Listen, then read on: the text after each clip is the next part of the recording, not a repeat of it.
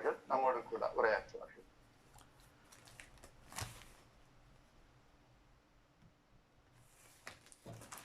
பிதாவாகிய கடவுளாலும் ஆண்டவராகிய இயேசு கிறிஸ்துவனாலும் நம் அனைவருக்கும் கிருபையும் சமாதானம் உண்டாவதாக ஜெபம் செய்வோம்.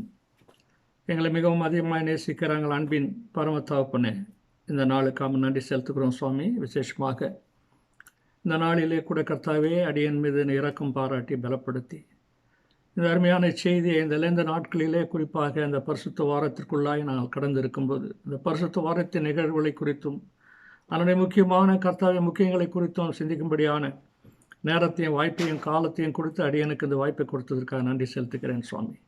அரங்கத்திலே வந்திருக்கிற ஒவ்வொரு பிள்ளைகளும் உம்முடைய ஆத்மாவோடும் உம்முடைய நீர் பேச வேண்டுமாயும் பரிசுத்த ஆவியானவரின் நிலைப்படுதல் அடியனோடு இருப்பது போல மற்றவர்களோடு இருக்கும்படியான கிருபைகளை தாரும்.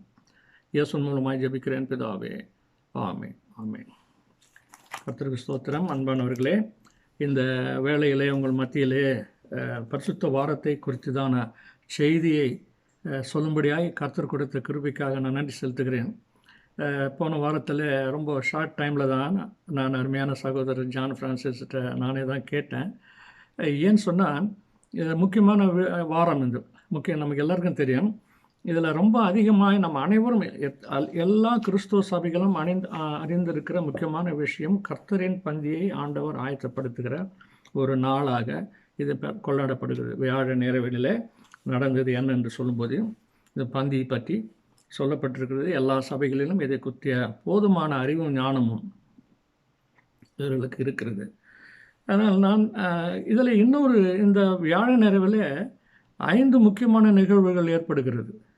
இப்போ நான் இந்த ஹிஸ்டாரிக்கல் பர்ஸ்பெக்டிவ், அதாவது கண்டெம்பரரி ஹிஸ்டாரிக்கல் பர்ஸ்பெக்டிவில் இந்த இறைவனுடைய நிகழ்வுகளையும் சர்ச் ஹிஸ்டரியுடைய பெர்ஸ்பெக்டிவில் இந்த இறைவனுடைய நிகழ்வுகளையும் மட்டும் உங்களோடு பகிர்ந்து கொள்ள இருக்கிறேன். இப்போ கர்த்தரின் பந்தி என்று நான் வைப்போம்னால் காலையில் ஒரு சிஎஸ்ஐ பாஸ்டரோடு பேசிட்டு இருந்தேன். நான் டிடிஎஸில் இருக்கும்போது அவர் அங்கே படித்து கொண்டு இருந்தார். அவர் ரிட்டையர் ஆகிட்டார். அவரை போன்றவர்கள் இது குறிப்பாக 3 செய்திகள் கர்த்தரின் பந்தியை பற்றி சொல்வார்கள். அது அன்பின் விருந்து, ஃபீஸ்ட் ஆஃப் லவ்; அருளின் விருந்து, ஃபீஸ்ட் ஆஃப் கிரேஸ்; ஆண்டவரின் விருந்து, ஃபீஸ்ட் ஆஃப் த லார்ட் என்று சொல்வார்கள். இதற்கு நிறைய விளக்கங்கள் இருக்குது. அப்போ இந்த காரியங்களை பார்க்கும் பொழுது நான் 3 பின்னணியிலே இதை பார்க்க முடியும், 3 பெர்ஸ்பெக்டிவில் பார்க்க முடியும். ஒன்று ஹிஸ்டாரிக்கல் பெர்ஸ்பெக்டிவ், 2 தியோலாஜிக்கல் பெர்ஸ்பெக்டிவ், சரித்திரமான அதனுடைய பின்னோக்கத்திலேருந்து அதனுடைய பொருளிலிருந்து, அப்புறம் இறையியல் நோக்கத்தோடு, 3வதாக பிப்ளிக்கல். ஏன்னா பிப்ளிக்கலுக்கும் இறையலுக்கும் என்ன வித்தியாசம் இருக்குதுன்னு நீங்கள் தெரிஞ்சுக்கொள்ளலாம். பைபிளில் இருக்கிறது தானே அங்கே பைபிளில் இருப்பது தான் அவங்க இருப்பது. ஆனால் இறையல் தியோலஜிக்கல் என்று வரும்போது தி இன்டர்பிரிட்டேஷன் ஆஃப் சர்டன் பேசேஜஸ் அது டிஃப்ரெண்ட் ஸ்கூல்ஸ்க்கு போகுது. ஆனால் பிப்ளிக்கல் இருக்கும்போது என்ன நடந்ததோ என்ன இருக்கிறதோ அதை தெரிந்து கொள்ளுது. ஆண்டவர் சொன்னார் நம்மகிட்ட, நீங்கள் வேத வாக்கியங்களை ஆராய்ந்து பாருங்கள் என்று சொல்லுகிறார். He does not recommend us that we should read the scriptures. Rather, he advised that search the scriptures. வேத வாக்கியங்களை ஆராய்ந்து பாருங்கள் என்று சொல்லும்போது இது நல்ல ஒரு விஷயம். இந்த மாதிரி ஆராய்ந்து பார்க்கும்போது தான் உண்மையான காரியங்களை கடிந்து கொள்ள முடியும். இந்த கிறிஸ்தவ நம்பிக்கையில் இருக்கிறவர்கள் நாம் வைத்திருக்கிற வேதம் அது உண்மை நூல் என்று நமக்கு தெரியும். மற்றவர்கள் அதை ஏற்றுக்கொள்ளாது இருக்கிறார்கள். ஒரு சரித்திரமாக கூட அவர் பார்க்க இருக்கிறார்கள். ஆனால் தமிழ் நூல்களில் அறநெறிச்சாரத்தில் ஒரு பாடல் உண்டு. ஆண்டவர் சொன்ன இந்த வசனத்துக்கும் வேத வாக்கியங்களை ஆராய்ந்து பாருங்கள் என்று சொன்ன அந்த வசனத்திற்கும் இந்த அறநெறிச்சாரத்திற்கும் ஒரு நெருங்கிய தொடர்பு இருப்பதை நான் காண்கிறேன். அதில் ஒரு கைடன்ஸ் கொடுக்கிறார்கள். ஒருவன் வீடு பேறு பெற வேண்டும் என்றால் எப்படி எந்த நூலை படிக்க வேண்டும், சரியான நூலை படித்தாதான், சரியான வேதங்களை படித்தால்தான் அது வீடு பேற்றிற்கு வழிவகுக்கும் என்ற முறையில் அந்த பாடல் அமைகிறது. நிறுத்து அறுத்து சுட்டு உரைத்து பொன் கொள்வான் போல், நிறுத்து அறுத்து உரைத்து சுட்டு பொன் கொள்வான் போல், அறத்திறனும் ஆராய்ந்து உளப்புக்கால், அறத்திறனும் ஆராய்ந்து உளப்புக்கால் பிறப்பறுக்கும் மெய்நூல். பிறப்பறுத்தல் என்பது தான், இனி எனக்கு பிறவி இல்லை என்பது தமிழ் பக்தர்களினுடைய ஏக்கம். பிறவா நெறியவன். எனக்கு பிறவி இருக்கக்கூடாது, திரும்ப திரும்ப பிறந்து கொண்டிருக்கக்கூடாது. இந்த நூல், அந்த நூல், எந்த நூல் இதை சொல்லுகிறது? மெய்நூல் தலைப்பட்டால் ஆகும், பிறப்பாக்கும் போல மெய்நூல் தலைப்பட்டால் ஆகும். அப்போ உண்மையான நூலினை படித்தா இது கிடைக்கும் உனக்கு. மற்ற ஆகாதே கண்மூடில் கண்டதே கண்டு. என்ன சொல்கிறாங்க? பொன்னை விலைக்கு வாங்குகிறவன் அதனை நிறுத்தும், அறுத்தும், சுட்டும், உரைக்கல்லில் உரைத்தும் பார்த்து வாங்குவான். அதுபோல அறநூல்களையும் பல வகையாலும் ஆராய்ந்து தேடினோமானால், ஆராய்ந்து பிறப்பினை போக்கும் படியான உண்மை நூலினை அடையலாம். கண்ணால் கண்டதையெல்லாம் விரும்பி உண்மை என கற்றால் உண்மை நூலை பெறல் முடியாது. நான் அழகாக எழுதியிருக்கான் பாருங்க. இதுதான் ஆண்டவர் சொல்கிறாரு, வேத வாக்கியங்களை ஆராய்ந்து பாருங்கள். தானியேல் 4ஆம் அதிகாரத்தில் படிச்சிங்கன்னா, அவங்க 1ஆம் அதிகாரத்தில் தான் நினைக்கிறேன், அவங்க எப்படி அவங்க மற்றவரோட 10 மடங்கு பெரிவாக காணப்பட்டார்கள் என்று பார்ப்போம் என்றால், அவன் சொல்கிறான் ஆங்கிலத்தில், they read all literature of Babylonia. all literature, எல்லா இலக்கியங்கள், பாபிலோனுடைய இலக்கியங்கள், அது புற மத இலக்கியங்கள் எல்லாவற்றையும் அவங்க படித்ததுனால மற்றவர்கள்லாம் அந்தந்த இலக்கியத்தில் பதில் சொல்கிறான். இவருக்கு எல்லா இலக்கியமும் இவர் கையில் இருக்குது, அதனால் எங்கே போயிட்டார். அதுதான் தேடி கண்டுபிடிக்க வேண்டும். அந்த வகையிலே இந்த கொஞ்சம் ஹிஸ்டாரிக்கல் பர்ஸ்பெக்டிவ் சொல்லிட்டு மற்ற 5 நிகழ்வுகளை உங்களோடு சொல்ல நான் ஆசைப்படுகிறேன். இந்த பரிசுத்த வாரம் என்று சொல்லப்படுகிறது. இது ஈஸ்டருக்கு முன்னால் ஒரு வாரம், நம்ம எல்லாருக்கும் தெரியும். அது குருத்தோலை ஞாயிறுலேருந்து ஆரம்பிக்குது. குருத்தோலை அங்கே ஓசன்னா என்று சொன்னவங்க பின்னால் சிலுவையில் அவர் அறையிறாங்க அப்படின்லாம் நம்ம பிரசங்கள் கேட்டுக்கிறோம், சொல்லியிருக்கிறாங்க. ஆனால் ஓசன்னா சொன்ன குருத்தோலைகளை பிடித்து சென்ற ஜனங்கள் சிலுவையில் அறைவதற்கு பொறுப்பாளிகள் அல்ல. ஆனால் அதற்கு அங்கே மதவாதிகள் இருந்தார்கள், அவர்கள் அதற்கு பொறுப்பு. பட் ஆனாலும் அப்படி தான் அறியப்படுகிறது. பட் அந்த குருத்தோலை ஞாயிறு பாம் சண்டையிலேருந்து ஆரம்பிக்குது. 3ஆம் நூற்றாண்டின் பிற்பகுதியும் 4ஆம் நூற்றாண்டின் துவக்கத்தின் காலகட்டத்திலே வழக்கத்திற்கு கொண்டு வரப்படுகிறது. இது the celebration and the observance of the Holy Week. அது அங்கே கொண்டு வருகிறது. இது அப்போஸ்டலிக் கான்ஸ்டியூஷன்ஸ், அப்போஸ்டலின் வழிபாட்டு முறை அப்படின்ற வழிபாட்டு அமைப்பு முறை நூலில் அது writings of apostles. It is not include in the scriptures. திருமறையில் இதில் சேர்க்கப்படவில்லை, பட் தனியாக இருக்கிறது. கூகுள் பண்ணி பார்த்தா கூட உங்களுக்கு கிடைக்கும் அதனுடைய தகவல். இப்போ நிறைய கிடைக்கிது கூகுளில். இன்னும் இன்டென்சிவாக படிக்கணும்னா அதை தாண்டி சில புத்தகங்கள் இருக்குது. ஆனால் கூகுளில் கூட படிக்கும்போது நம்ம ஜாக்கிரதையாக பார்க்கணும். ஏன்னா சில இதில் எடிட்டுன்னு போட்டிருப்பான். அந்த இடங்கள்லாம் நீங்கள் எங்கே அதை உண்மையை தெரிஞ்சுக்கணுன்னா நீங்கள் அதுக்கு ரெஃபரன்ஸ் கொடுக்குறான் பாருங்கள், அங்கே போய் பார்க்கணும். அப்போ ஒரு சாதாரண ஸ்டடியாக இருக்க முடியாது, மிகப்பெரிய கடினமான உழைப்பாக இருக்கும். எனிவே ஒரு கைட்லைன்ஸாக சொல்கிறேன். அதில் அவங்க சொல்கிறாங்க. ஆனால் பிரிட்டானிக்கா என்சைக்ளோபீடியாவில் என்ன சொல்கிறாங்க, அது ஃபஸ்ட்டு இதுக்கு மாண்டி தேர்ஸ்டே, இந்த ஹோலி வீக் யார் அதுக்கு பெயர் வைத்தாங்கன்னு சொன்னாங்கன்னா, 4ஆம் நூற்றாண்டை சேர்ந்த செயின்ட் அத்தனேஷியஸ், பிஷப் ஆஃப் அலெக்சாண்ட்ரியா. இன்னொருத்தர் இருக்கிறாரு எஃபிஃபான்டியஸ் ஆஃப் கான்ஸ்டான்டினா. இவங்க 2 பேரும் தான் அதற்கு அந்த பெயரை வைக்கிறார்கள் என்று சரித்திரத்தில் நம்ம அறிந்து கொள்கிறோம். இந்த 3 வாரத்தில் இந்த ஹோலி வீக்கில் 3 நாட்களை பற்றி சிறப்பித்து நான் சொல்ல போகிறேன். நமக்கும் அதுதான் உண்டு. இப்போ டிஎல்சியில் பார்த்தீங்கன்னா அந்த ஹோலி வீக் பூரா டெய்லி சர்ச் இருக்கும். மண்டேலேருந்து ஈவினிங்கில் அவங்களுக்கு அந்த கம்ப்ளீட் வீக் ஈவினிங் சர்வீஸ். எங்களுடைய ஆற்காட்டில் உத்திரம் திருச்சி வழக்கத்தில் ஆரம்பத்தில் இப்போ கொஞ்சம் நாங்கள் பின்பற்றுறாங்கன்னு நினைக்கிறேன். வியாழக்கிழமையிலேருந்து தான் எங்களுக்கு ஆரம்பிக்கும். மாண்டி தேர்ஸ்டேலேருந்து, புதன்கிழமைலாம் கிடையாது, திங்கட்கிழமை செவ்வாய்க்கிழமை மாண்டி தேர்ஸ்டேலேருந்து ஆரம்பித்து ஈஸ்டர் வரைக்கும் அது போவோம். ஆனால் இந்த 3 நாட்களில் பாஸ்கல் ட்ரிடியூம் TRIDWM ட்ரிடியூம் என்று சொல்லப்படுகிறது. அதுக்கு பேர் பாஸ்கல் ட்ரிடியூம். அந்த பஸ்கா ஆசரிப்பு தான் இல்லைங்களா, பெரிய வாழல. இப்போ நான் சொன்ன பிப்ளிக்கல் பெர்ஸ்பெக்டிவ்க்கும் தியாலஜிக்கல் பெர்ஸ்பெக்டிவ்க்கும் நான் குறைவாகத்தான் போகிறேன். அந்த பஸ்கா ஆசரிப்பு அதுதான் ஒரு புதிய உடன்படிக்கையாக ஆண்டவர் சொல்கிறாரு. அதை நான் பின்னால் ஒரு சின்ன குறிப்பு சொல்லிட்டு கடந்து செல்ல ஆசைப்படுகிறேன் நான். அப்போ இந்த ட்ரிடியூம் வந்து மாண்டி தேர்ஸ்டேல வந்து ஆரம்பிக்குது. இந்த குட் ஃப்ரைடே தான் வந்து பேஷன் ஆஃப் கிரைஸ்ட், அதாவது பாடு மரணம், இயேசு கிறிஸ்துவனுடைய பாடு மரணம். ஹோலி வீக்கில் highlighted days 3 days good Friday. Krishna Pillai அவர்கள் எழுதிய ரட்சண்ய சரிதம் என்ற வாய்ப்பு எடுத்தால் நீங்கள் அதை படியுங்கள். பழைய நூலை பட்சம்லாம் அந்த சேர்த்து எழுதியிருக்க ரொம்ப கஷ்டம். எளிமைப்படுத்தி இப்போ தனித்தனியாக எழுதின பாடல்கள்லாம் காணப்படுகிறது.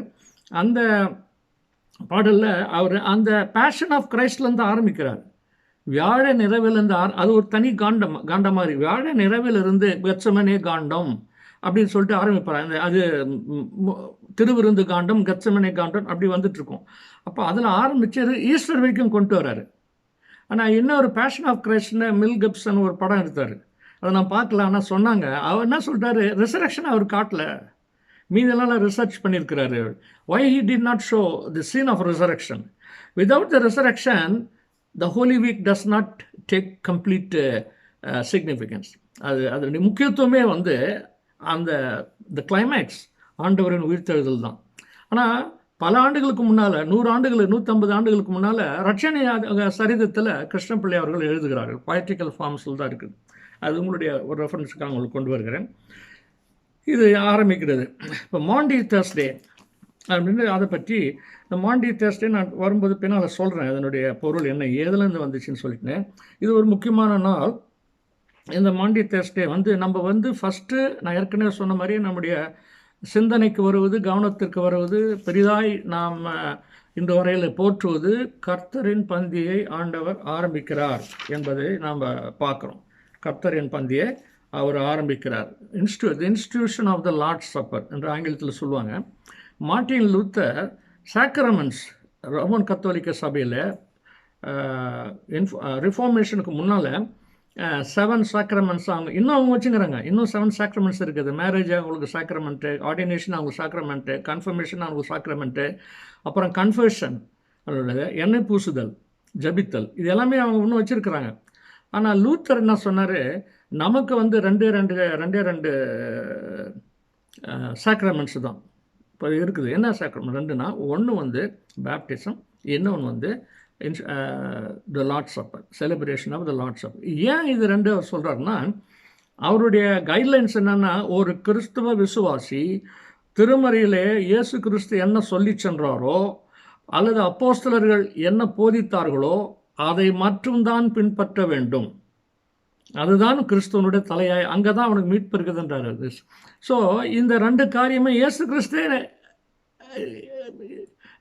இயேசு கிறிஸ்துவை ஏற்படுத்துகிறார் என்று அவர் சொல்கிறாரு.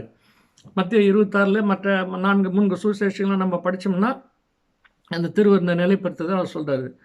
உங்களுக்காக சிந்தப்படுற ரத்தத்தினாலாக அந்த புதிய உடன்படிக்கை என்று சொல்வது, சரீரம் வாங்கி பூசிங்கள் என்று சொல்கிற வசனங்கள் எல்லாம் அவர் ஆண்டவர் நிலைப்படுத்துகிறாரு. மத்திய 28, 18, 19 வசனங்களில் நீங்கள் உலகம் எங்கும் போய் சகல ஜாதிகளையும் சீசராக்கள் என்று பிதாக்குமாரன் பிரஸ்தாவத்தில் ஞானஸ்நானம் கொடுங்க என்று சொல்லும்போது, இந்த ஞானஸ்நான கட்டளையும் திருவிருந்து கட்டளையும் இயேசு கிறிஸ்து ஏற்படுத்துகிறார். ஆகினால நாம் அதை கடைபிடிக்க வேண்டும், மற்றவங்களை கடைபிடிக்கக்கூடாதுன்னு லூத்தர். அதுக்கு பிறகு இப்போ எல்லா சீர்திருத்த சபைகளிலும் அதுதான் வருகிறது. ஆக அந்த ஒரு நிகழ்வு முக்கியமானதாக, அதில் வந்து பிப்ளிக்கல் தியாலஜிக்கல் இதை வந்து நான் குறைத்து இந்த நாளில் சொல்ல ஆசைப்படுறேன். இதுக்கு இந்த பெரிய வியாழனுக்கு வந்து மற்ற சில ஒரு சபை பின்னணியில் பல்வேறு பேர்கள் வைத்திருக்கிறார்கள். அதனால் கிரேட் அண்ட் ஹோலி தேர்ஸ்டே என்று அறியப்படுகிறது. காவனன்ட் தேர்ஸ்டே, உடன்படிக்கையின் வியாழன் என்று அறியப்படுகிறது. ஷியர் தேர்ஸ்டேனா க்ளீன், சுத்தமாகிறது என்று ஆங்கிலத்தில் இங்கிலாண்டில் அதை பயன்படுத்துகிறாங்க. தேர்ஸ்டே ஆஃப் மிஸ்ட்ரிஸ் என்று அறியப்படுகிறது. இந்த Eastern Christian church of Constantinople, Byzantine rite என்று சொல்வார்கள். அதை அவங்க வந்து கிரேட் அண்ட் ஹோலி தேர்ஸ்டே என்று இதை சொல்கிறார்கள், அனுசரிக்கிறார்கள். வெஸ்டர்ன் ரைட் ஆர்த்தோடாக்ஸி அவங்க என்ன சொல்கிறாங்க, மாண்டி தேர்ஸ்டே அந்த ஹோலி தேர்ஸ்டே, அந்த 2 நாமளும் மாண்டி தேர்ஸ்டே தான் சொல்கிறோம், வச்சுருக்கிறோம். ஹோலி பரிசுத்த வாரம் சொல்கிறோம், 2 நம்ம பயன்படுத்துகிறோம். கார்டிக் ஆர்த்தோடாக்ஸ் சர்ச்சில் uses the term covenant Thursday. நான் அடிஸ் அபாபா எத்தியோப்பியா போயிருந்தேன். எத்தியோப்பியாவில் எத்தியோப்பியன் ஆர்த்தோடாக்ஸ் சர்ச் இருக்குது. ரொம்ப ஆச்சரியமாக இருக்குது. அவங்களுக்கு வந்து ஃபாஸ்டிங் டேஸ் வந்து 40 கிடையாது, 50 நாள் இருக்கிறாங்க. நீங்கள் நம்பவே மாட்டீங்க. 50 நாளில் நன் ஆஃப் த விசுவாசிகள் வந்து காலையில் 6 மணிக்கு ஆரம்பித்தாங்களா, சாயந்தரம் 6 மணி வரைக்கும் ஒன்றுமே சாப்பிட மாட்டாங்க, தண்ணி மட்டும் குடிப்பாங்க. அது கூட ஏதோ மெஷர்டு வாட்டர்னு சரியாக ஞாபகம் இல்லை எனக்கு. அப்போ 50 days ஃபாஸ்டிங். காப்டிக் சர்ச்சஸ் அங்கே நிறைய இருக்குது. அவங்க என்ன சொல்கிற யூசஸ் த வேர்டு த கவனன்ட் தேர்ஸ்டே அப்படின்னு சொல்லிட்டு அவர்கள். அதுமாதிரி மேரோனைட் அண்ட் இதெல்லாம் என்னென்ன சர்ச்சு பேக்ரவுண்டெலாம் வழங்குறதுக்கு நமக்கு நேரம் இல்லை. நான் பேர் மட்டும் மேரோனைட் அண்ட் சிரியா ஆர்த்தோடாக்ஸ் சர்ச்சில் வந்து தேர்ஸ்டே ஆஃப் மிஸ்டரிஸ் அப்படின்னவங்க. அந்த the mystery of the institution of the Lord supper new புதிய உடன்படிக்கின்றார். பழைய யாத்திரையாமத்தில் அடிமைத்தனத்திலிருந்து வெளிப்பட்டு அவங்க போகும்போது அந்த சங்கார தூதன் மூலமாக இஸ்ரவேலர்கள் நமக்கு எல்லாருக்கும் தெரியாது, யாத்திரையாகவும் 12 அந்த மாதிரி அதிகாரங்கள் அது வருகிறது யாத்திராமத்தில். பின்னால் அதை ஒரு ஒழுங்குமுறைப்படுத்துகிறார் மோசஸ். இது எப்படி நீங்கள் ஆசரிக்கணும், இது உங்களுக்கு நினைவாக இருக்க வேண்டும், நீங்கள் ரட்சிக்கப்பட்ட மீட்கப்பட்ட அடிமைத்தனத்திலிருந்து விடுவிக்கப்பட்ட நாள், அது ஒரு தேசத்தாருக்கு ஃபார் அ நேஷன் உருவாக்கப்படுகிறது. இது நல்லா கவனிக்கணும் நம்ம. அதுதான் இந்த பெரிய இந்த இன்ஸ்டிடியூஷன் ஆஃப் த லார்ட் சப்பனுடைய இம்பார்ட்டன்ஸ், தியோலஜிக்கல் இம்பார்ட்டன்ஸ் நான் பார்க்குறது. மற்றவங்க அதை எப்படி சொல்கிறாங்க, பட் நான் பார்க்குறது அப்படி. இங்கே வந்து இந்த நேஷன் தேசம் பார்த்தீங்களா, நம்ம ஊருக்காரங்க கதை விட்டுங்கிறாங்களே, அது சொந்த சொல் இல்லை, அது வந்து ஆர்எஸ்எஸ் கிடையாது. நீங்கள் நல்லா ஆர்எஸ்எஸ் சாவாக்கார் நூல்லாம் நீங்கள் நல்லா படிச்சிங்கன்னா எவ்வளோ கடன் வாங்கியிருக்கிறான்னு சொல்லிட்டு நீங்கள் பார்க்கணும். It is a Hebrew. அந்த நேஷன்ன்ற சித்தாந்தம் வந்து எபிரேயர்களுக்கு சொந்தமானது.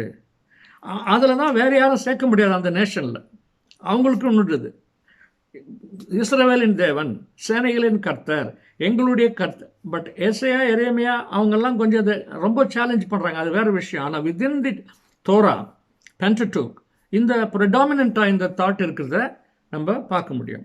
அப்போது என்ன செய்கிறாங்க, அந்த நேஷன் தேரியத்தினால அது வந்து வைக்கப்பட்டு அவர்கள் இன்ன வரைக்கும் அனுசரிக்கிறார்கள். இது பாஸ்கல் அதை வந்து ஆண்டவர் என்ன சொல்கிறாரு, நம்ம ஆசரிக்க, அதான் என்னுடைய லாஸ்ட்டு உங்களோட நான் ஆசரிக்க போகிற சொல்லிவிட்டு இதுக்கு புது விளக்கமே சொல்ல.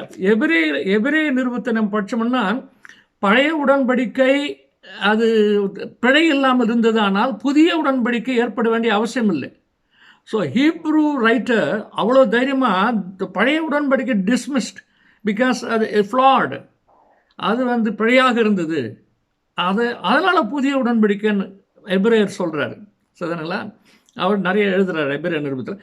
இங்கே வந்து ஆண்டவர் நான் சொல்கிறாரு, I give you a new covenant, என் ரத்தத்தினால் ஆகிய புதிய உடன்படிக்கையின் பாத்திரமாக இருக்கிறதுன்னு சொல்கிறேன்.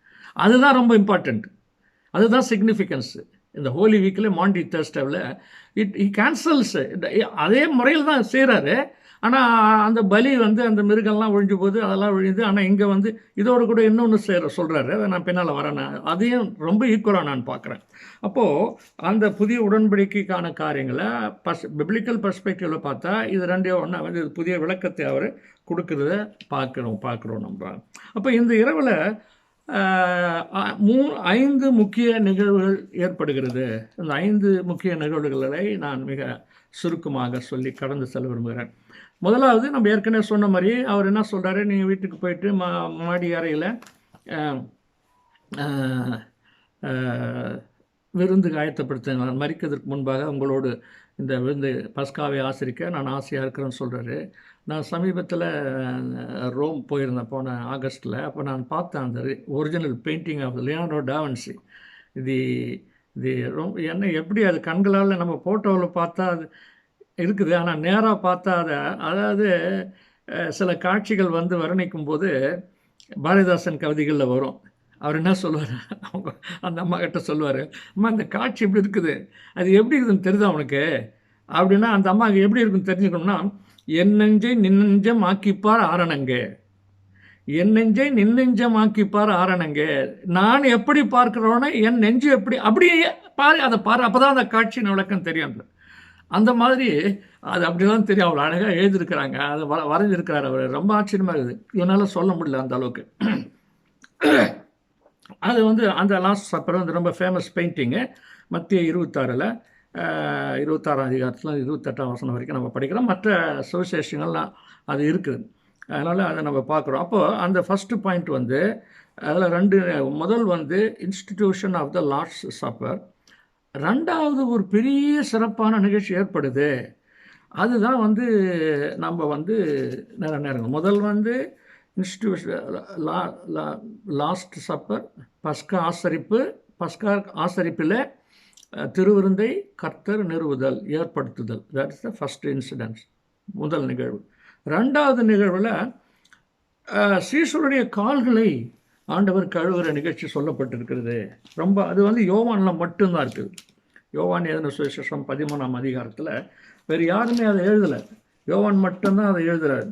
யோவான் சுவிசேஷம் 13ஆம் அதிகாரத்தில் நம்ம இவ்வாறு 3லேருந்து 5 வசனங்களை வாசித்து பார்த்தோம்னா இவ்வாறு இருக்குது. ஆண்டவர் சொல்கிறாரு, நம்முடைய கையில் பிதா எல்லாவற்றையும் ஒப்பு கொடுத்தார் என்பதையும் தாம் தேவனிடத்தில் வந்ததையும் தேவனிடத்திற்கு போகிறதையும் அறிந்து போஜனத்தை விட்டு எழுந்து வஸ்திரங்களை கழட்டி வைத்து ஒரு சீலை எடுத்து அறையிலே கட்டிக்கொண்டு பின்பு பாத்திரத்தில் தண்ணீர் வார்த்து சீஷருடைய கால்களை கழுவவும் தாம் கட்டியிருந்த சீலையினால் அடிக்கவும் தொடங்கினார் சொல்கிறார். சொல்லிட்டு இதுதான் அந்த மாண்டி தேர்ஸ்டேவுடைய ஒரு பெரிய ஒரு ஒரு ஒரு பெரிய important, significant, at par, even beyond the validity of the institution of the Lord's சப்பரை நான் பார்க்குறேன். Because Lord's supper can be critically analyse பண்ணோம்னா it can be also used as ரிச்சுவலுக்கு தாண்டி கர்த்தருடைய வார்த்தை இயேசு கிறிஸ்து மூலமாக நமக்கு வெளிப்பட்டிருக்குது. அது இதனால் அதாவது ஒரு பார்வை இருக்கிறது, அது மாதிரி ஒரு பார்வை இருக்குது அமாங் தி ஸ்காலர்ஸ், ரொம்ப காலமாகவே இருக்குது அது. ஆனால் அது ரொம்ப இன்சிக்னிஃபிகண்ட் பார்வை, அதை நம்ம எடுத்துக்கணும்னு அவசியம் இல்லை. நம்ம இம்பார்ட்டன்ஸுக்கு அது இம்பார்ட்டன்ஸ் டெஃபினட்டாக இருக்குது, இட் இஸ் ரிலேட்டட்னு அவரே சொல்கிறார். ஆனால் அதே மாதிரி ஈக்குவலாக அதே இம்பார்ட்டன்ஸ் அதான் சொல்கிறார். அப்போ அவர் இன்னும் சொல்கிறார் பாருங்க, இதுதான் இன்னும் அழகாக சொல்கிறார். அவனா என்னை போதகர் என்றும் ஆண்டவர் என்று சொல்லுகிறீர்கள், நீங்கள் சொல்லுகிறது சரியே, நான் I am your teacher and your ராபை சொல்கிறேன்னு. ஆண்டவரும் போதகரமைய நானே உங்கள் கால்களை கழுவினது உண்டானால் நீங்களும் ஒருவருடைய கால்களை ஒருவர் கழுவ கடவீர்கள். நான் உங்களுக்கு செய்தது போல நீங்களும் செய்யபடிக்கு உங்களுக்கு மாதிரியை காண்பித்தேன். He leaves an example. இப்போ சில ட்ரெடிஷனில் சில சர்ச்சில் வியாழக்கிழமையில் உள்ள வரவங்களாம் பாஸ்டர் உட்காந்து காலெல்லாம் கழுவி இருப்பார். அது வந்து ஒரு அப்படி அதனுடைய பொருள் அது அல்ல. Bearing one another's burden, humbling, அது ரொம்ப இதுவாக சொல்லாமல், பட் அதை வந்து அவர் ஒரு செய்கை மூலமாக செய்து காட்டுகிறதை நம்ம பார்க்குறோம். 34 அதான் சொல்கிறாரு, நீங்கள் ஒருவர் அன்பாயிருங்கள், நான் உங்களில் அன்பாயிருந்தது போல நீங்களும் ஒருவருள்ள அன்பாயிருங்கள் என்ற புதிதான கட்டளையை உங்களுக்கு கொடுக்கிறேன். 34 வருஷத்தில் படிச்சிங்கன்னா புதிதான கட்டளையும் நான் கொடுக்கிறேன். திருவிருந்தில் நாம் பங்கு பெறும்போது திருவிருந்தின் முழு பலனையும் பெற்றுக்கொள்வதற்கு அது நமக்கு வேலிட் ஆவதற்கு இந்த கட்டளை இந்த இந்த இந்த ஆண்டவருடைய புதிய கட்டளையை கடைபிடிக்க வேண்டியது நமக்கு அவசியமாகிறது. இப்போ இது இல்லைன்னா அதனுடைய வேலிடிட்டி இல்லைன்ற அளவுக்கு இதை முக்கியப்படுத்தி ஆண்டவர் பேசியிருக்கிறாங்க. அப்போ இங்கே தான் அந்த மாண்டி தேர்ஸ்டே பொருள் வந்து மாண்டே என்ற ஆங்கில சொல் வந்து லாட்டின்லேருந்து வர ஒரு ஆங்கில சொல் மேண்டட்டம்னா மேண்டட்டரி. நமக்கு லாவில் எல்லாருக்கும் தெரியும், சாருக்கெல்லாம் தெரியும். இதை மேண்டட்டரியாக சட்டத்திட்டங்கள் பண்ணும்போது சிலது மேண்டட்டரியாக இருக்குது. ரெஜிஸ்ட்ரேஷன் நிறைய இடங்கள் இருக்குது, இட் இஸ் மேண்டட்டரி, நம்ம செய்ய வேண்டும். இப்படி அதுதான் வந்து மேண்டேட்டோன்ற, அதுதான் மேண்டட்டரி, அதுதான் மேண்டேட்டும் நோவம் என்று சொல்கிறார். புதிய சட்டத்திட்டத்தை நான் கொடுக்கிறேன், அது வந்து உங்களுக்கு அவசியமாகிறது. அது வந்து அந்த அந்த மேண்டேட்டம் நோவம் உபியஸ், மேண்டேட்டம் நோவம் தோ உபிஸ், அது லாட்டினில் இருக்குது. நான் சரியாக ப்ரொனவுன்ஸ் பண்ணுறேன்னு எனக்கு தெரியல, லாட்டின் வார்த்தை மேண்டேட்டம் நோவம் டூ உபிஸ். இந்த கட்டளை பெரிய வியாழனில் அவர் நீங்கள் ஒருவருள் அன்பாக இருக்க வேண்டும் என்ற புதிதான கட்டளையை உங்களுக்கு கொடுக்கிறேன், இது என்னுடைய நினைவாக இதை செய்யுங்கள் என்ற institution of the Lord's supper ஆண்டவர் சொல்கிறாரு. Do this in remembrance of me. என்னுடைய உங்கள் பாவம் சிந்தப்படுகிற இரத்தத்தினாலாகிய உடன்படிக்கை. There is a covenant, a new covenant, அது என்ன, அது ரிமெம்பரன்ஸ்க்கு இருக்குது. அதனால் சில பேர் அதில் குழப்பி சில பேர் ரிமெம்பரன்ஸ் அசைனுங்கிறாங்க. இது ஜெகோவா விட்னஸ் கிங்டம் ஹாலில் போய் அவங்ககிட்ட கேட்டிங்கன்னா வருஷத்துக்கு ஒரு தடவை தான் அவன் ஈக்குவரிஸ்ட் வச்சுருப்பான். ஏன்னா டூ திஸ் இன் ரிமெம்பரன்ஸ்னாரு. அப்போ வருஷத்துக்கு ஒரு தடவை தான் நம்ம செய்யணும். இன்னொரு சபைக்கு போனீங்கன்னா இப்போ எங்கள் லூத்ரன் ட்ரெடிஷனில் ஃபஸ்ட் வீக்கு தேர்ட் வீக்கு. இங்கே கனடாவில் வந்தால் 4 வாரமாக வச்சுன்னுக்குறாங்க. லூத்ரன்லேயும் வச்சுன்னுக்குறாங்க, மற்ற இடத்துலையும் வச்சுருக்குறாங்க. அது அது வேறுபடுகிறது. அப்போது இது அது மாதிரி வேறுபடுறதுக்கு வாய்ப்பு இல்லை. நீ புதிதான கட்டளையை உங்களுக்கு கொடுக்குறேன். The institution of the Lord supper, significance of the Passover, replacement of the Passover என்று சொல்லுவது, it is interpretation of the biblical scholars and understanding. No problem, அது இல்லை. வெதர் இட் இஸ் இது செய்யுங்கள், என்ன நினைவாக செய்யுங்கள்ன்றதுக்கும் புதிய கற்பனையை கொடுக்கிறேன். என்ன கற்பனை? நீங்கள் ஒருவர் அன்பாயிருங்கள் என்று சொல்கிறேன் கற்பனை. அப்போ அந்த மாண்டி தேர்ஸ்டேல சிறப்பாக நாம் காக்க வேண்டியது இப்போ காணிக்கை செலுத்தும்போது நீ ஒரு சகோதரனோடு உனக்கு ஒரு மனக்கசப்பு உண்டு என்றால் நீ போய் முதல்ல என்ன பண்ணணும்? அங்கே போய் அவங்ககிட்ட அவனை சரி செஞ்சுட்டு அப்புறம் நீ காணிக்கவை, அப்போது காணிக்கை ஏற்றுக்கொள்ளப்படும் ஆண்டவர் சொல்கிறார். இதை நல்லா கவனிக்கணும். ஆண்டவர் என்ன சொல்கிறாருன்னா, உன் மனதில் தோன்றினா, அவர் என்ன போன வாரம் பேச மாட்டாரு, ஒரு நாள் நல்லா இல்லையா அவர் பேச்சு, நல்லா தானே இருந்தார், என்னவா இருக்கும், நம்ம மேலே ஏதோ கோபமாக இருக்கிறோம். அவர் நம்ம உங்களை நான் நம்மளை நேராக சொல்கிறார் அப்படிலாம் ஒன்றும் கிடையாது. அவர் அஃபன் பண்ண அவசியம் இல்லை. ஏன்னா இருக்குமோ நீயே போய் முதல்ல கேட்கணும். மன வருத்தம் தான். என்ன ஒரு பெரிய ஒரு அற்புதமான இதுங்க விஷயம், சாதாரண விஷயம் இல்லை இது. But it easy to practise. We must strive to practise. Rajaram மோகன் ராய் ஆண்டவருடைய இயேசு கிறிஸ்து ப்ரிசெப்ட்ஸ் ஆஃப் கிரைஸ்ட்ன்ற புத்தகத்தில் எழுதும்போது, அவர் எழுதினது எல்லாமே நான் ஏற்றுக்கொள்ள மாட்டேன், அது வேறு விஷயம், அதற்கு நேரம் இல்லை நமக்கு வாங்குவதற்கு. ஆனால் அவர் என்ன ஒரு விஷயம், முக்கியமான விஷயம் சொல்கிறாரு. நீங்கள் ஒருவன் இயேசு கிறிஸ்து மூலமாக கிடைக்கின்ற மீட்பை ஒருவன் பெற்றுக்கொள்ள வேண்டும் என்றால் அவருடைய போதனைகளிலே நிலைத்திருக்க வேண்டும். Do this and you will live. had not been this, our Lord would not have said this. அதே வார்த்தையை பயன்படுத்துகிற, our Lord would not have said this. இது இல்லை என்றால் நம்முடைய கர்த்தர் இதை சொல்லியிருக்க மாட்டார். இந்த கற்பனையை சொல்லியிருக்கோம், இது நீங்கள் எப்படி செய்யுங்க அப்படின்னு சொல்லியிருக்க மாட்டார். அவருடைய போதனைகளை நிலைத்திருப்பது. we should take this as a guidelines continuously in our spiritual day-to-day life. It is good we go to many meetings, that we pray. இப்போ நம்ம கோயிலில் பிரசங்கம் நம்ம ப்ரே பண்ணுறோம். I know many of us pray individually at home. சபையில் சரி, ஜபம் இல்லாத நாள் எந்த நாள்னு யோசித்து பாருங்கள். நம்மள அநேகர் இருக்கிறோம்.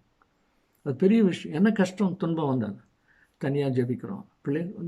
பஸ்ஸில் போய் நம்ம ஜபிக்கிறோம். நான் நிறைய தடவை ஜபிச்சிருக்கிறேன். அந்த மாதிரி எங்கள் பழைய ஐயர் ஒருத்தர் இருந்தார், ரொம்ப சிரிப்பு. அவர் சொல்லுவார், என்னப்பா தம்பி, எனக்கு நேரமே கிடைக்க மாட்டேங்குது. என்ன பைபிள் கூட நான் கக்கூசில் உட்காந்து தான் படிக்க வேண்டியதாக இருக்குது. அங்கே இல்லை, அங்கே போய் வச்சு படிச்சிருக்கேன். ஆமாம். இப்போ இன்னொரு ஐயருக்கு ஒரு லுத்தரன் ஐயர் சீனியரு, அவர்கிட்ட கற்றுக்கிட்டேன். நான் நிறைய கற்றுக்கிறேன். பாஸ்டர்ஸ்கிட்ட, சபையார்கிட்ட நிறைய கற்றுருக்கிறேன் நான். அதுதான் ரொம்ப விஷயம். சபையெல்லாம் சாதாரண ஆள் நம்ம நினச்சிடக்கூடாது. இப்போ அவர் என்ன சொன்னார், ஒரு நாள், என்னங்க திடீர்னு இது மாதிரி +2 என் பையன் படிச்சுங்கிறான், பிஷப் என்னை ட்ரான்ஸ்ஃபர் பண்ணிட்டேன், எங்கேயா போகும், எனக்கு கொத்தவும் தோட்ட வேலை செய்யவோ தெரியாது. நமக்கு என்னையா தெரியும்? வேறு எதுவுமே பைபிளை தரோம், நமக்கு என்ன தெரியும்? வேறு எதுவுமே தெரியாத. see the dedication behind that. என் கண்ணில் தண்ணி வந்துச்சு. எங்களுக்கு வேறு ஒன்றும் தெரியாது, அதுதான் தெரியும். அதுதான் இரவும் பகலும் கர்த்தரின் வேதத்தில் தியானமாக இருக்கிற மனுஷன் பாக்கியவான். கர்த்தரை எல்லா காலத்திலும் ஸ்தோத்தரிப்பேன். In all occasions, in sorrow and in joy, in rejoicing, in happiness, in wants and in abundance. Paul சொல்கிறார், வாழ்ந்திருக்கும் தாழ்ந்திருக்கும் தெரியும். அந்த மாதிரி தான் இந்த கற்பனைகள் நாம் ஏற்றுக்கொள்ள வேண்டும் என்று அவர் சொல்கிறார். அப்போ ரெண்டாவதாக சீசரின் கால்களை நிகழ்ச்சியை நம்ம பார்த்தோம். அதனுடைய தாற்பருத்தத்தை நான் சொன்னேன். இதில் நல்லா கவனிக்கணும். இந்த சீசரின் காண்கிற கழுவி இந்த புதிய கற்பனையை நான் உங்களுக்கு கொடுக்குறேன் என்று சொல்லும்போது, இது மத்தேயு, மார்க்கு, லூக்காவில் இல்லை. சமநோக்கு நற்செய்தி நூல்கள் இல்லை. யோவான் மட்டும்தான் அதை எழுதுகிறார். யோவான் மட்டும்தான் அதை எழுதுகிறாரு. இதன் காரணமாக இந்த உங்களுக்கு நிறைய பேருக்கு தெரியும், சால்வேஷன் ஆர்மியில் வந்து இந்த ஈக்காரிஸ்ட் அவங்க மட்டும் எனக்கு தெரிஞ்ச வரையிலும், வேறு சபைகளில் அந்த மாதிரி பழக்கம் இருக்குதுன்னு தெரில, அவங்க வந்து இது அவங்களுக்கு ஈக்குவலிஸ்ட் கிடையாது, இருக்க மாட்டேன். என்னென்னா இந்த காரணம் சொல்கிறாங்க.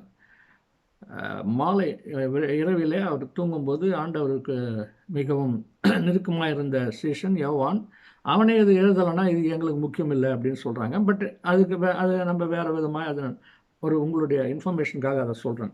மூன்றாவது நிகழ்வு வந்து பிட்ரையல் ஆஃப் யூதாஸின் துரோகம்.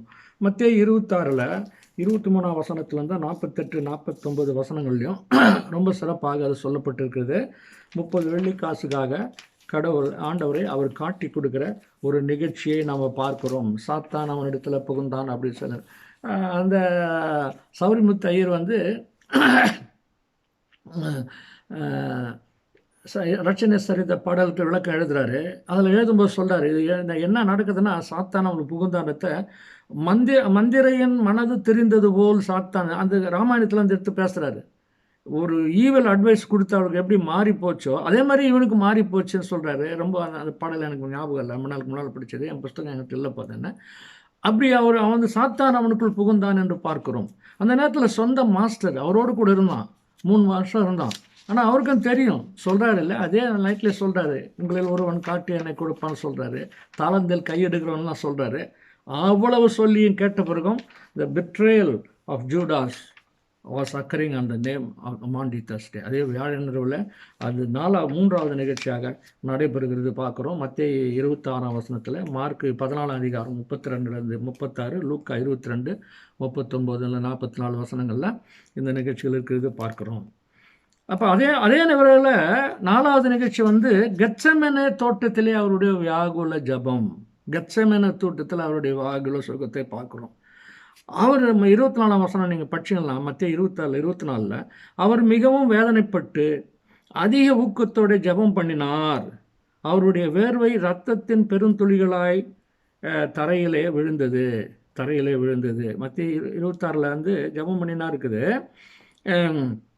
ஆனால் லூக்கா அதில் பார்த்தீங்கன்னா வேர்வை இரத்த துளிகளாய் தரையில் விழுந்தது என்ற குறிப்பை லூக்கா மட்டும்தான் எழுதுகிறார். மற்றவங்க அதில் பதிவு செய்யலை, மற்றவர்கள் அதை பதிவு செய்யவில்லை. ரொம்ப ஸ்ட்ரேஞ்சிலி யோவானும் அதை பதிவு செய்யலை. அதாவது நம்ம திருப்பி எல்லாம் போவோம் வாங்க, யோவான் 18ஆம் அதிகாரத்தில் நீங்கள் பார்த்தீங்கன்னா அது ரொம்ப அங்கே என்ன எப்படி இருக்குது அதில் 18 இயேசு இவைகளை சொன்ன பின்பு தம்முடைய சீஷரோடு கூட கெதரோன் என்னும் ஆற்றுக்கு அப்புறம் போனார்.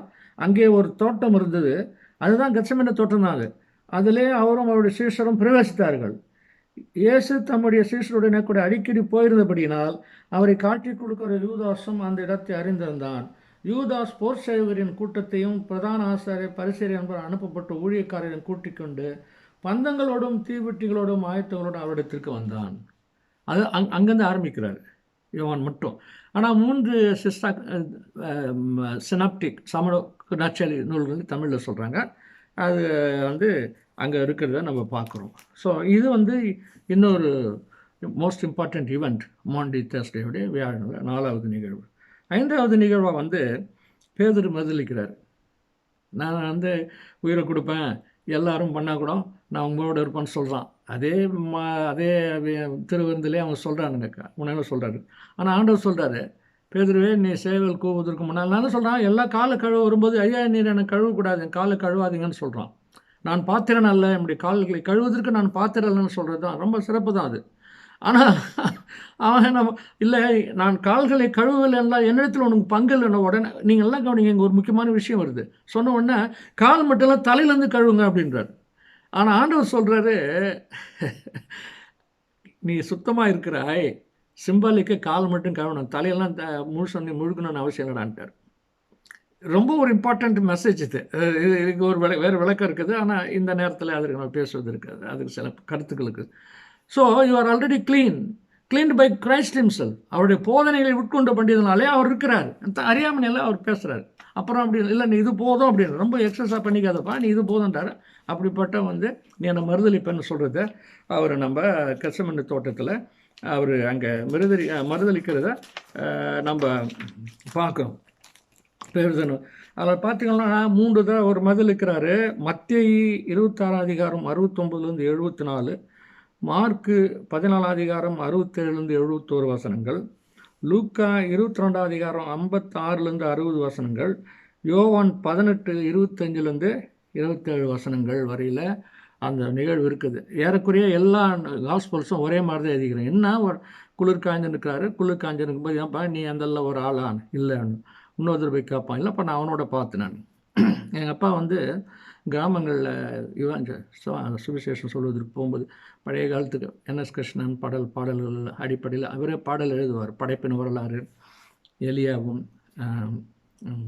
ஆகாப்பும், அது மன்னனும் மாமுனின்ற தலைப்பு கொடுப்பார். அப்பயே அவர் அதே மாதிரி வந்து இப்போ நம்ம நிலையான வாழ்வு, நித்திய ஜீவனுக்கு நிலையான வாழ்வுன்ற வார்த்தையை புதிய மொழிபெயர்ப்பில் பயன்படுத்துகிறாங்க. வள்ளலார் அந்த வார்த்தையை பயன்படுத்தலை. அவரும் தமிழ் அறிஞர் தான். அவர் மரணமில்லா பெருவாழ்வுன்றார். இந்த மரணமில்லா பெருவாழ்வு தான் எங்கள் அப்பாவும் அப்போ பேசுவார். எங்கள் அப்பா அந்த மாதிரி பேசுவார். அப்போ இந்த பாடலை சொல்கிறார். என்ன அவர் சொல்லுவார், என்னம்மா சொல்லுற ஏதும் புரியல, நானாரோ அவனாரோ தெரியவில்லை, எனக்கு என்னம்மா சொல்ல எனக்கு ஒன்றும் புரியல. தோட்டத்தில் நான் உன்னை காணவில்லையா, துணிந்துமே பேசுகிறாயே, கூட்டத்தில் நான் உன்னை காணவில்லையா, கூவி குலாவி குடி குலாவி நாயே. அந்த பாட்டு ஒரு பெரிய பாட்டு. அது அவன் டினைல் வந்து அவ்வளோ அழகாக அவர் எழுதுவார். எல்லாம் இல்லவே இல்லைன்னு சொன்னான். அவனே நான் அவரை அறியேன் என்று சத்தியம் பண்ணவும் சபிக்கவும் தொடங்கினான் சொல்லிட்டு மத்தியில் தான் வருதுன்னு நினைக்கிறேன். மத்தியில் வருது சொல்லிட்டு. அப்போது இந்த 5 நிகழ்வுகள் இந்த வியாழ இரவிலே ஒரு முக்கியமான ஒரு நிகழ்வுகளாக நம் நெஞ்சத்தில் இருக்க வேண்டும். கிருஷ்ணபிள்ளை அவர்கள் அதே ரட்சண சரிதத்தில் நெஞ்ச விட்டு அகலாதவை என்று 3 பாடல்கள் எழுதுகிறார். நெஞ்ச விட்டு அகலாதவைன்னு சொல்லி 3 பாடல் எழுதுகிறாரு. அதில் அந்த ஃபஸ்ட்டு பாட்டே அவர் சொல்கிறார் பாருங்கள், ரொம்ப அழகாக. அதில் அந்த தலைப்பின் கீழே அதில் எழுதுகிறாரு, காவனத்திலே நிசியிடை தனித்திருந்து உலகமெல்லாம் கதி சேர. காவனத்திலே நிசியிடை தனித்திருந்து உலகமெல்லாம் கதி சேர, ஜீவனை கொடுத்திட ஒரு திறம் நினைந்து இரத்த வேர்வை துளி சிந்தி, ஆவியில் கொடும் துயரமுற்று ஐயருக்கு அபயமிட்டதும், ஆவியில் கொடு துயரமுற்று ஐயருக்கு அபயமிட்டதும், அந்நாள் தேவமைந்தனார் சகித்த வேதனையும் என் சிந்தை விட்டு அகலாவே, என் நெஞ்சை விட்டு அகலாத. இந்த பொயட்ரிக்கலாக பார்க்கும்போது ஆண்டவருடைய அந்த கடைசி கெத்செமனே ஜெபத்தை கிருஷ்ணபிள்ளை கண் முன்னால் கொண்டு நிறுத்துறார். அதுதான் அந்த அந்த அந்த பொயட்ரிக்கல், அந்த கவிதையினுடைய வல்லமை, மகத்துவம் அதில் தான் இருக்கிறது. மரங்கள் அடர்ந்த சோலையில் ஓர் இரவில் தேவகுமாரன் தனியாக இருந்து, இது வந்து கடம்பவனாருடைய உரை. இது கடம்பவனார் உரை. மரங்கள் அடைந்த சோலையில் ஒரு இரவில் தேவகுமாரன் தனியாக இருந்து உலகம் முழுவதும் நற்கதி அடைய தன் உயிரை கொடுக்க வேண்டி வரும் ஸ்திதி என்ற வார்த்தை பயன்படுத்துகிறாரு. உணர்ந்து வேர்வை துளியை ரத்தமாக சிந்தி கொடிய ஆத்ம வருத்தை அடைந்து பாவி பிதாவிடம் அபயமிட்டதும் அக்கால் அவர் அடைந்த வேதனையும் என் மனதை விட்டு நீங்க மாட்டா என்று இந்த பாடலுக்கு பொருள் எழுதுகிறார். இந்த 2 நிகழ்ச்சியை குறித்து திருவிகா ரொம்ப அழகாக பேசுகிறாரு. 2 சேர்த்து பேசுகிறாரு. பன்னிருவருள் ஒருவன் காட்டியனை கொடுப்பன், படிந்தொருவன் சோதனையில் மறுதலித்தே விடுவன். பன்னிருவருள் ஒருவன் காட்டியனை கொடுப்பன், படிந்தொருவன் சோதனையில் மறுதலித்தே விடுவன் எண்ணம் என்று முன்னர் வாய் மலர்ந்தாய் இயேசு பெருமானே, என்று முன்னர் வாய் மலர்ந்தாய் இயேசு பெருமானே, இரு நிகழ்ச்சி நடந்தமையை இவ்வுலகம் அறியும். இங்கே பாருங்க, the truth of this incident is known to the worldன்றாரு Thiru Vi Ka. ரொம்ப பெரிய விஷயம் அது. இது நீங்கள் உங்கள் புஸ்தகம் நீங்கள் வச்சுக்கிட்டீங்க, கட்டுக்கதெல்லாம் சொல்ல உலகம் அழியும் சொல்லுகிறாரு. அன்னவரை காயாமல் ஆண்ட அருள் கடலே, அன்னவரை காயாமல் அவர்கள் மீது கோபம் கொண்டு அவர்களை ஒதுக்கி விடாமல் ஆண்டு கொண்ட அருட்கடலே, அடியவரையும் சோதனைப்பை அழைக்கும் நிலை உணர்ந்தேன். என்னையர் எளிமை என எவ்வுரையால் சொல்வேன், எடுத்தணைக்க நீ இல்லையேல் எங்கள் கதி என்னே. Total surrender. எடுத்தணைக்க இல்லையேல் எங்கள் கதி என்ன? எங்களுக்கு எப்படி மோட்சம் உண்டு? எங்களுக்கு எப்படி விமோசனம் உண்டு? நாங்கள் எப்படி விடுபெறு பெறுவோம்? நீர் நம்மை அடித்துக்கொள்ள வேண்டும். இந்த 2 நிகழ்ச்சியை சொல்லி அவர் சொல்லுகிறார் என்பதை பார்க்கிறோம். ஆக இந்த 5 I have not very much highlighted to the other aspect of இது. அதை பாஸ் ஓவர் இதுலேருந்து நான் சொல்லாமல் இது ஒரு இந்த இந்த இந்த இந்த பார்வையில் நான் உங்களுக்கு இந்த 5 நிகழ்வுகளை சொன்னேன். பஸ்கா ஆசரிப்பு, institution of the Lord's supper, சிஷ்யருடைய கால்களை ஆண்டவர் கழுவுது, அதனுடைய முக்கியத்துவம், யூதாசுடைய துரோகம், அதனுடைய பின்னணி, கெத்செமனே ஜப தோட்டம், பேதுருனுடைய மறுதலிப்பு ஆகிய இந்த 5 நிகழ்வுகள் பெரிய வாழனுடைய ஒரு சிறப்பான நிகழ்வுகளாகவும் முக்கியத்துவமாகவும் அதை நான் வைக்கிறேன். இந்த வசனங்களை கர்த்தர் ஆசீர்வதிப்பாராக. வாய்ப்பளித்த ஆண்டவருக்கும் எனக்கு இந்த அருமையான சகோதரர் அவர்களுக்கும் மீண்டும் ஒரு முறை என்னுடைய வாழ்த்துதல்களும் நன்றியும் தெரிவித்துக் கொள்கிறேன். ஜெபம் செய்வோம். எங்களை அதிகமாக நேசிக்கிற எங்கள் அன்பின் பரப்ப தோப்பனே, இந்த நேரத்துக்காக நன்றி செலுத்துகிறேன். இதுவரையிலே கர்த்தாவே, நாங்கள் உங்களுடைய அந்த வியாழன் இரவிலே நடந்த செய்திகளை குறித்து சிந்திக்கவும், அதை குறித்து நாங்கள் தொடர்ந்து அடுத்த வாரத்திலே இந்த வியாழன் அனுசரிப்புக்கு செல்லும்போது இவைகள் எனக்கு பயனுள்ளதாக இருக்கும்படி மாற்றி தர வேண்டுமாய் கெஞ்சுகிறேன் சாமி. பங்கு பெற்ற ஒவ்வொருவருக்காகவும் இன்னும் அநேக கேட்டுக்கொண்டவர்களுக்காகவும் உம்மிடத்திலே நன்றி செலுத்துகிறேன். அனைவரையும் ஆசீர்வதியும். நீர் எங்கள் கொடுத்த பாவ மன்னிப்பு, மீட்பு, வீடு பெற்றிருக்காக நன்றி. இயேசு மூலமாய் ஜெபிக்கிறேன் பிதாவே. ஆமென். ஆமென். நண்பர்களே, பரிசுத்த வாரத்தின்